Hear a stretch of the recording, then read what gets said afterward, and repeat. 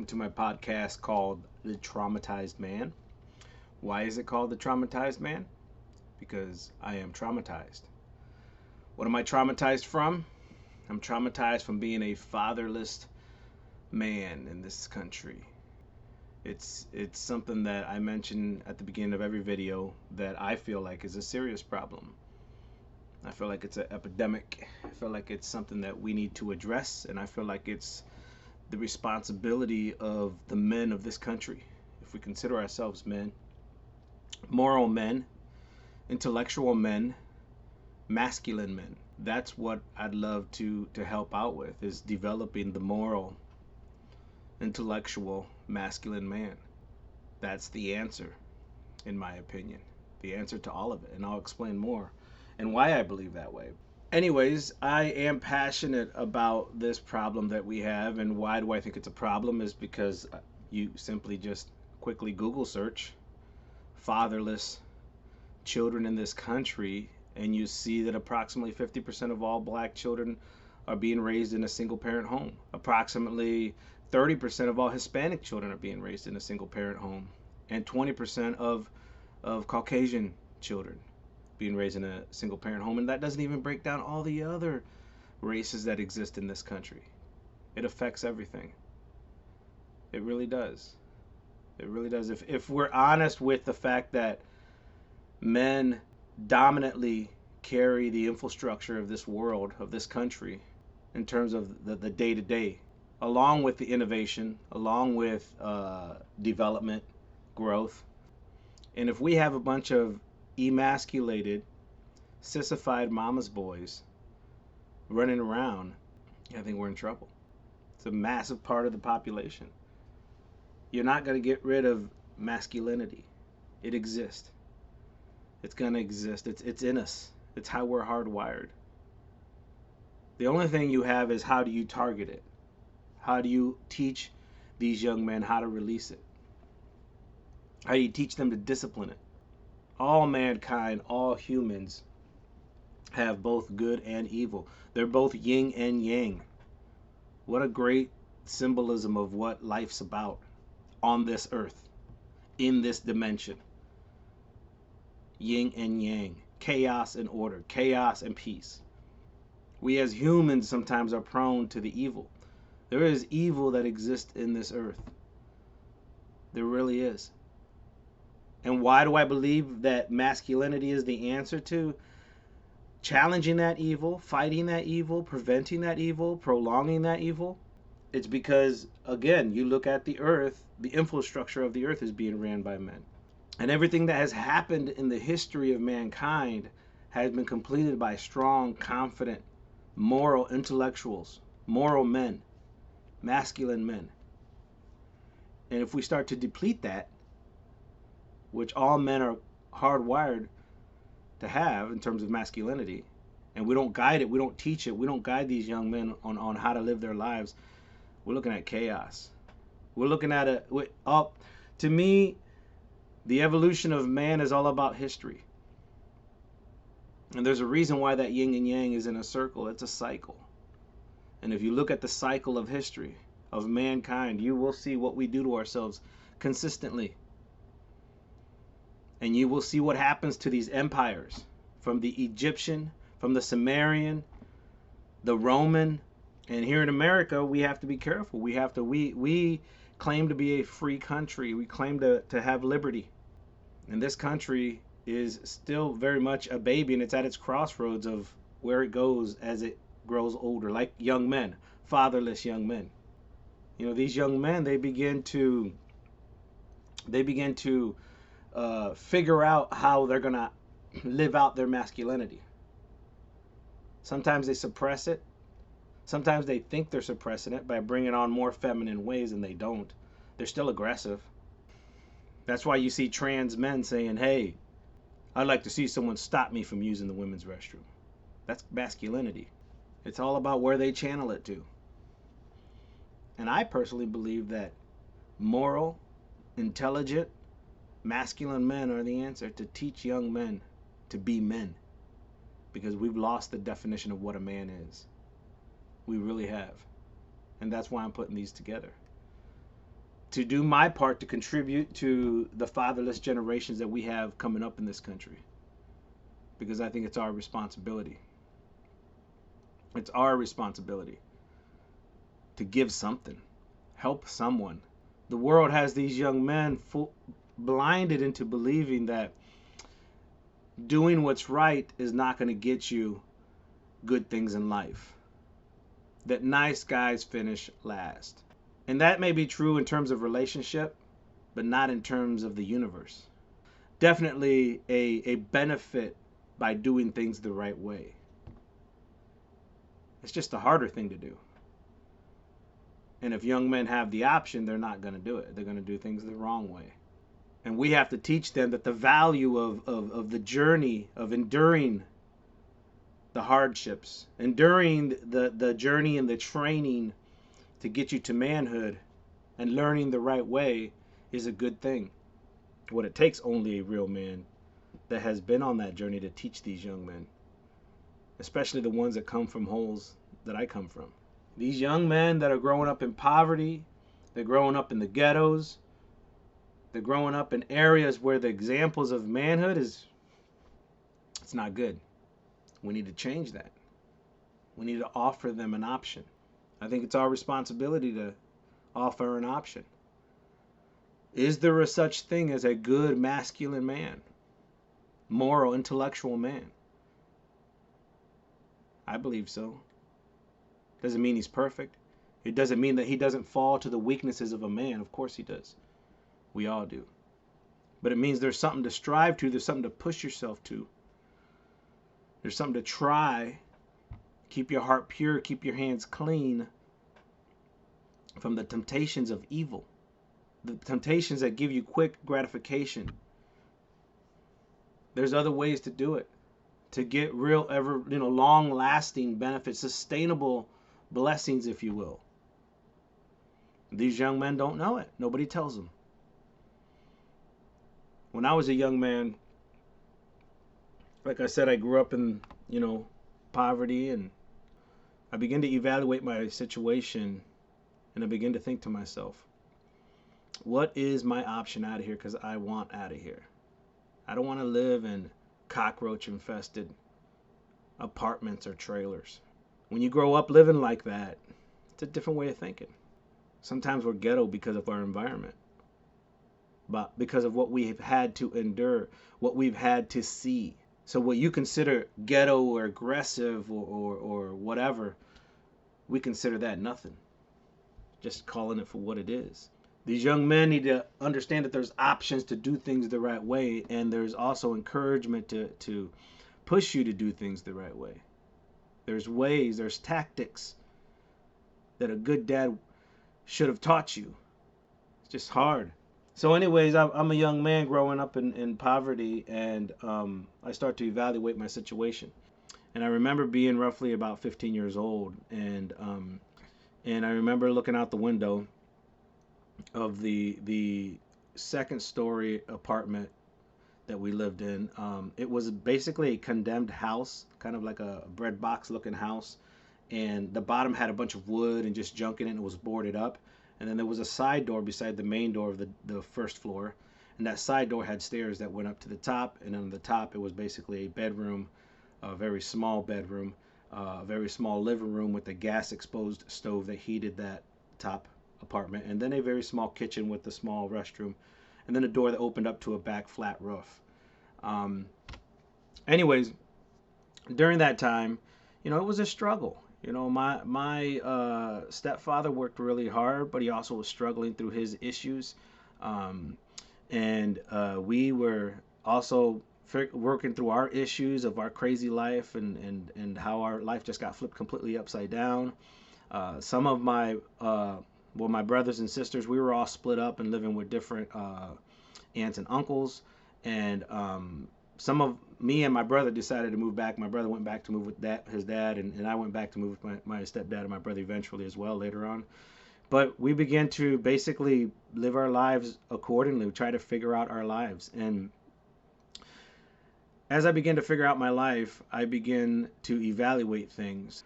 And I was missing a lot of school. I was skipping school. Again, I was running the streets.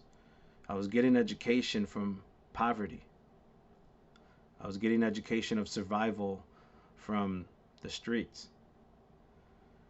And as a young man, without an example, without a father to grab a hold of me, love me, educate me, fight for me, the streets, they swallow you up, you know? And we weren't from New York or Chicago or the ghettos of LA, anything like that. But you know what? Poverty tastes the same wherever you go. We had friends and family and different people from different cities and suburbs and country towns. Poverty tastes the same wherever you go. As I begin to evaluate myself, and I remember praying to God out the window one day, got up semi early for my stuff, because at that time I was not working. I was running the streets. I was doing stuff to kind of make my own money, to be honest with you,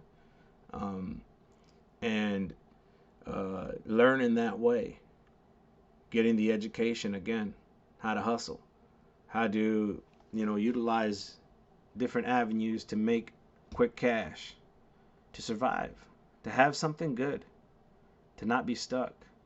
Anyways, I remember praying to God. I was like, why? I asked God, why did you do this to me? What did I do to you? You look back at your life at a young age and you see literally death every time you turn around. Since the day you're a little boy, your grandmother dies. 4 months later, your mother dies. My sister gets pregnant, has a baby a short time, and the baby dies. My grandfather died. And we were already poor. We were already living the bottom of the barrel, scraping the bottom of the barrel. Already enduring those things, I got a ton of stories of just living life in migrant camps.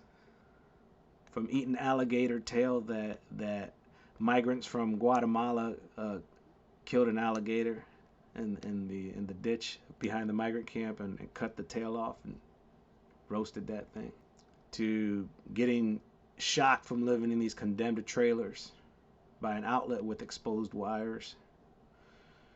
Anyways, I began to evaluate my situation, and I'm set. Like I said before, I'm angry. I'm angry at the world. I start thinking to myself, how do I get out of this? I'm 15 years old. I don't want to live like this. I don't want to be at this classification as a citizen of this country. And I see my opportunities here in this country where I'm at, and my decisions aren't all going the right way. And I think to myself, how do I get out of this? How do I turn this around? So then I start thinking to myself, well, who has money in my circles? Who has money in my life? And naturally, I see drug dealers. The culture of hip hop was highlighting drug dealers, right? Making it big, showing me, training me. I naturally start seeing, drug dealers in the movies, drug dealers in the music, drug dealers in the neighborhood, drug dealers wherever, in the little town that we lived in. We lived close to a medium-sized city, and that's access. So when you start looking, this is what happens with these young bucks. When there's no examples, they start evaluating. They start figuring out what's going to make them feel good, what's going to make them feel strong, what's going to make them feel masculine, what's going to make them feel important, what's going to make them feel needed. And they don't have that foundation of a father who came and built that for them. And they begin to mimic the activity of what the world shows them an alpha male is. Because that's all they want. They want to be respected like the alpha male. One thing I found out during that time, that if you call out to things, they will come to you. I start thinking to myself, well, I guess I got to be a drug dealer. And all of a sudden, I'm around drug dealers all the time. You get an education. I was just always the guy that knew a guy. And, you make money, you make a few bucks here, you make a few bucks there to survive. Because sometimes you come home and the gas is off and it's the middle of winter. Sometimes you come home and there's no food. I remember being 16 years old and being in a juvenile detention center because I deserved it. Because it was an argument, a fight between me and my stepfather. Of course, my stepfather, rightfully so, did not want me back in the house because I was getting to the age where this anger was exploding out of me. And I don't blame him. At that time, it was coming out. The caseworker came and said, "Do you know anybody on your family side that would take you in?" And I said, "No, only the couples that did before." And she said, "Well, nobody at the moment is able or can take you in. So you're going to have to stay in here or go to foster care. And I was already becoming accustomed. I wasn't in there that long, but, just I think a few weeks or something like that. But I was, at that time, already starting to adjust. So I said, "Oh, I'd rather stay in here." And eventually my uncle came and got me. But at that moment, I realized I got to figure this out myself. I need to take care of myself. I can't depend on anybody. And it did some good things to me, and it did some bad things to me that still affect me to this day. How I associate with people, how I communicate with people. But I'm sharing these stories because I want, especially you young men that are watching this, to understand that I'm invested in this. I'm experienced in this. Some of you may be going through a lot worse than me. I'm hands-on. These lessons are not for, the intellectual, the one from academia. These lessons, these conversations, these what I call pillars of manhood, they're from someone that lived it. And I don't have it all figured out yet, and I never will, and I don't claim to know anything. That's why I always say I'm an uneducated migrant Mexican that grew up in the mess, in the dirt. I'm just trying to help. I've learned some, and I want to share that. So it's a good segue into really what I wanted to bring up, and that's called integrity. You, young man, the one that grew up without a father. See, because what a lot of people don't realize, when you don't have a father, you don't even know how to talk to a father. You don't even know how to. That's why I talk about respect and submission to authority, respect for authority, because you don't know how. They know the respect from, the rap songs or the streets or whatever, but they don't know what reverence is. That's why I talk so heavily about it in my last video.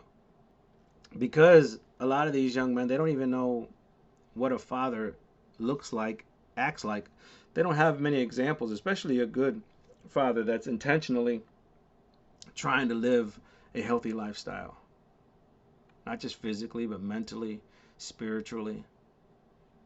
Not perfect. No one's perfect. Only Jesus was perfect. But trying, fighting through, being accountable, asking for forgiveness, and showing progress in his life throughout the years. That's the kind of man.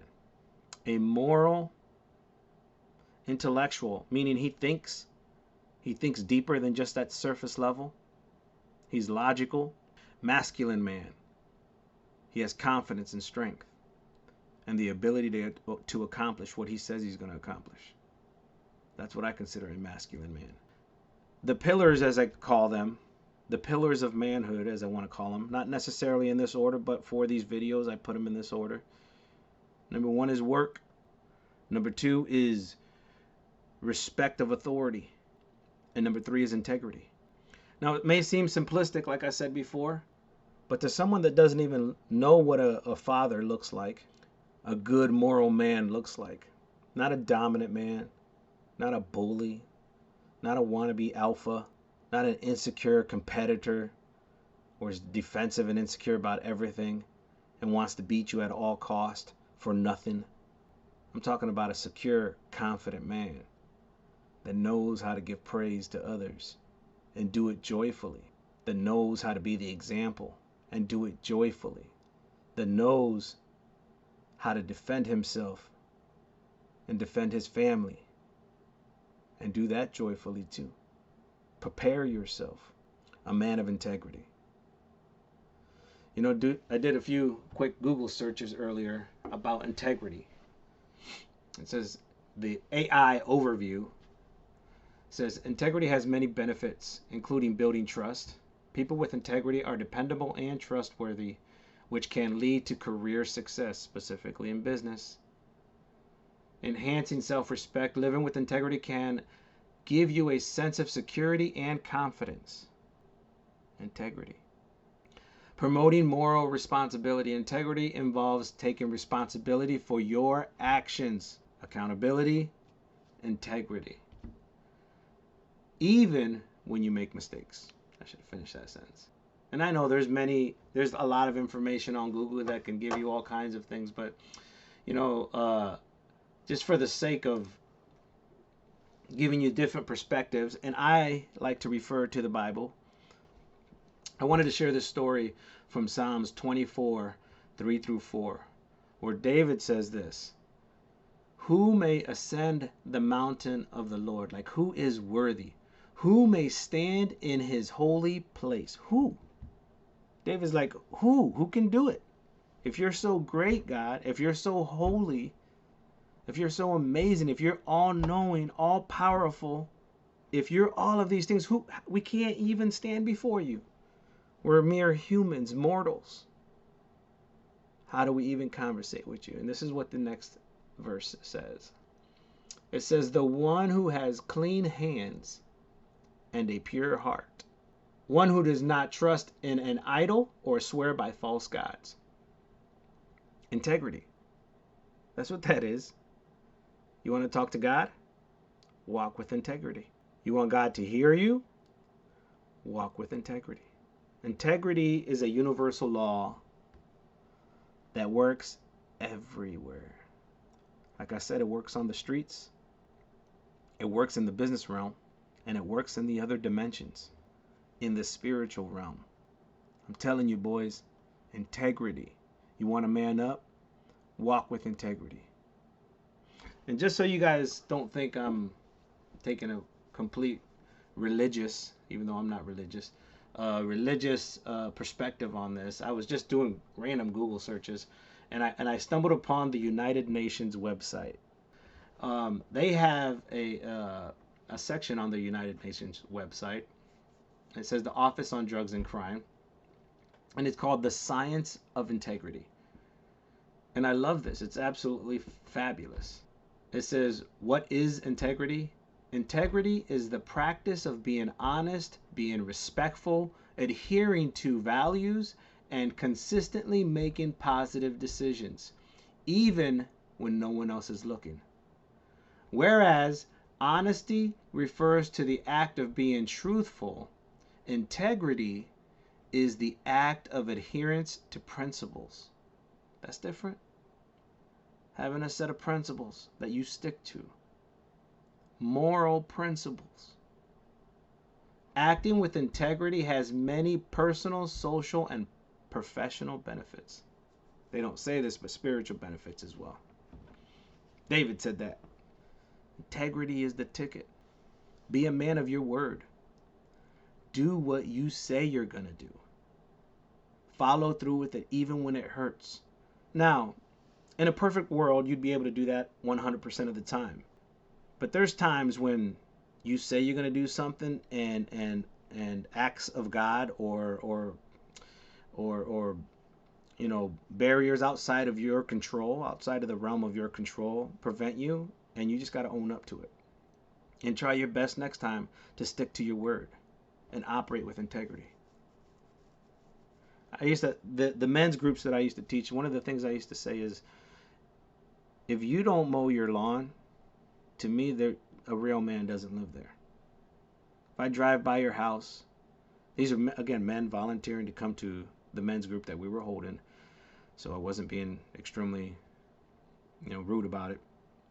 But anyways, I I said, if I drive by your house and I see your lawn just outgrown and just looking horrible, in my mind, the first thing that I think to myself is a real man doesn't live there. Not that a woman couldn't mow the lawn. I'm not saying anything like that. I'm referring to men. I'm holding them accountable. I'm using an extreme because that's what I do. I use things in extreme. And on top of that, I told him a story that I used to have my backyard fenced in, and when I would mow my lawn, I could still mow the sides on the sides of the fence, obviously, because there was property there. But behind the backyard, there was a field. There was nothing back there. And I used to go back and mow behind the fence, and everybody used to say to me, "What are you doing that for? Nobody sees it." I said, "I don't care. God sees it." I like to do a complete job. I like to completely finish the job. And for me, that's integrity. For me, if I start something, I have to finish it to the best of my ability all the way to the end. And I'm mentioning that because not just is it important for them to keep up the responsibility, or for you to keep up your responsibility of just having a basic task, day-to-day chore, if you will, of mowing the lawn, but do it to the best of your ability with integrity. Integrity says, I did the lawn and I did it to the best of my ability. Now, if the best of your ability is only what you're capable of doing, great. Doesn't have to be perfect. Just has to be done to the best of your ability. In my opinion, that's integrity, along with being a man of your word. And being a man, that's why getting a job is so important. That's why I put it first here, because I'm talking with a lot of young men like myself who are fatherless men. We have a short time on this earth. Stop wasting it. If you live 80 years, it's nothing. Even if you live 100 plus, it's nothing. It's a blink of an eye. That's what tells me that we're in a test down here. We're being tested on what you're going to do with all of this willpower and freedom. When you take a test to find out where you land at intelligent-wise at school, the next level of education, you take a test, and most of the time those tests are timed. Is that why our lives are timed? We have a certain time to accomplish what we need to accomplish. Don't waste your time.